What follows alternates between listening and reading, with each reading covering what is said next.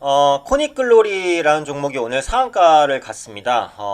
이슈는 이제 적대적 인수합병 가능성인데, 이제 적대적 인수합병이 뭔지에 대해서 그 개념부터 말씀드리고, 적대적 인수합병 이슈가 나올 때 주가가 왜 급등하는지에 대해서 복합적으로 한번 살펴보겠습니다.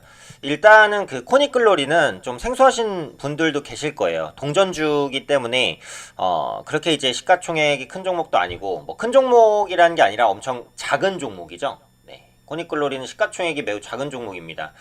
그래서 이제 영위하고 있는 사업군을 보면 그 보안 솔루션, 그리고 네트워크 솔루션, 이런 사업들을 영위를 하고 있는 업체예요. 그래서 보안 솔루션 관련된 모멘텀으로 예전에 좀 움직였던 적이 있는 종목인데, 워낙에 규모가 작은 종목이기 때문에 시장에서 그렇게 크게 관련주로 이슈화가 많이 되지는 않았다. 이렇게 보시면 되겠습니다. 오늘 코닉글로리가 이제 이슈가 된 건 적대적 M&A에 대한 가능성이에요. 이 적대적 M&A라는 게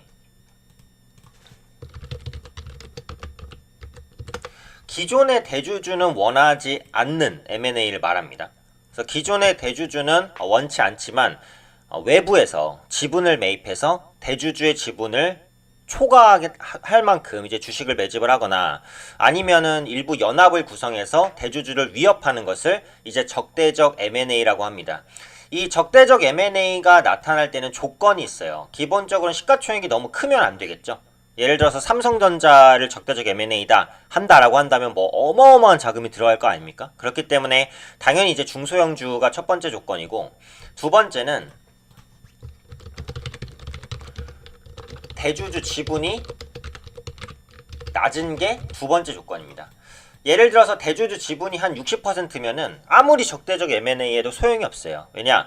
나머지 40% 지분을 다 확보해도 실제로는 소액주주가 있기 때문에 나머지 40% 지분을 확보하는 것도 불가하지만, 확보한다 쳐도 대주주 지분을 넘어서지 못하기 때문에 그 기업에 대해서 발휘할 수 있는 힘이 크지 않아요.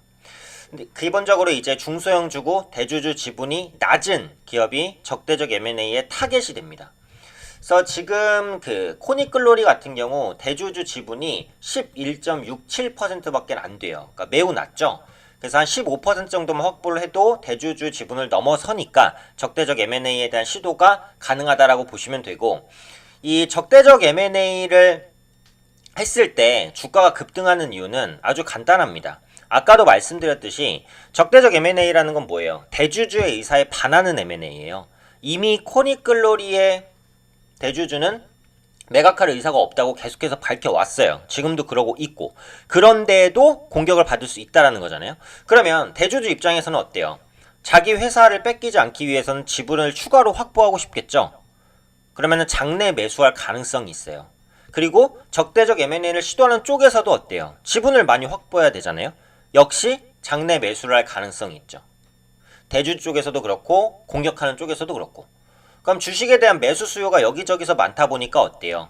당연히 주가는 급등할 수밖에 없다.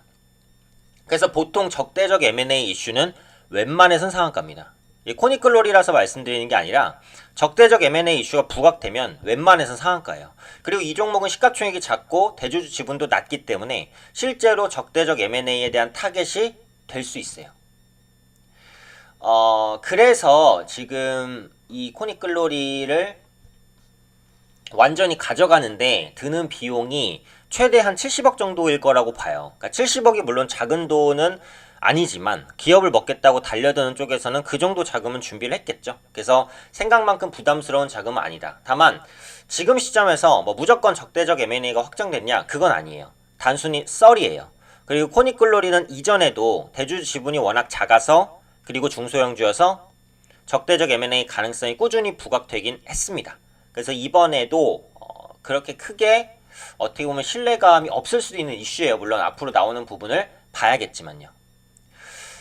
그러면 이제 적대적 M&A를 만약에 시도한다고 치고 적대적 M&A를 하는 이유에 대해서 한번 보도록 할 텐데, 사실은 그 돈을 벌려고 주식시장에 들어오는 경우도 많아요. 단순히. 왜냐면은 코스닥이든 코스피든 이제 상장사의 대주주가 되면 회사 자체적으로 유상증자를 할 수 있지 않습니까? 그러면은 실제로 회사에서 들어가는 건 뭐예요? 없어요. 그러니까 주식만 찍어서 그냥 주면 돼요. 그렇죠? 그런데 자본금은 많이 들어오잖아요.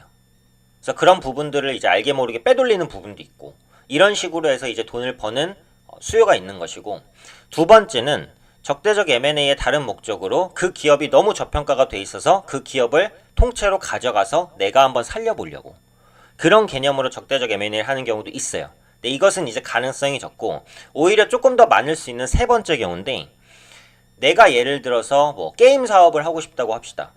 근데 상장되어 있는 의류사 중에 내가 게임사를 상장시키고 싶어요. 근데 나는 코스닥의 상장 요건을 맞출 자신이 없어. 그러면 어떻게 하냐? 코스닥 시장에 상장되어 있는 종목 중에 조금 어떻게 보면은 시가총액도 작고 대주 지분도 적고 기업 수익도 잘 안 나는 이런 종목을 물색하는 겁니다. 그래서 적대적 M&A를 들어가요. 그래서 궁극적으로 그 회사를 삼키게 됐을 때 의류업체를 삼킨 거잖아요. 근데 나는 뭐예요? 게임 사업을 하고 싶잖아요. 그럼 어떻게 하는 거냐면 향후 원래 의류업체에 게임 사업을 추가를 시켜버려요. 그런 식으로 해서 점점 게임 사업을 바꿔 나가는 겁니다. 그렇게 됐을 때 어때요? 코스닥 시장에 내가 상장을 시도하진 못했지만 실제로 코스닥 상장사의 주인은 내가 돼 있는 거예요. 이런 이유로 적대적 M&A를 하기도 합니다.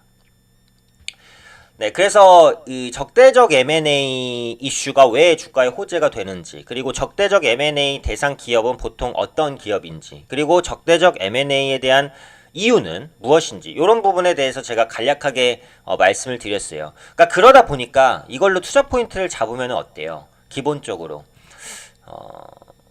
보통 이제 실적이 안 좋은 종목을 기반으로 하거든요. 그래서 실적이 조금 부진하면서도 중소형 주면서도 대주주의 지분이 낮은 종목은 적대적 M&A의 타겟이 될 수 있고, 타겟이 안 된다고 해도 타겟이 될 수 있다는 가능성만으로도 주가가 오를 수 있어요. 그러니까 기본적으로 중소형 주면서 시가총액이 작고 대주주분 적은 종목은 어때요? 관심 있게 보실 수도 있는 거죠. 그래서 이것만 보고 투자한다는 것은 당연히 무리예요. 하지만 투자의 힌트 중에 하나로서 생각해 보시면 될 것 같습니다. 그래서 오늘은 적대적 M&A에 대해서 간략하게 좀 설명드렸습니다.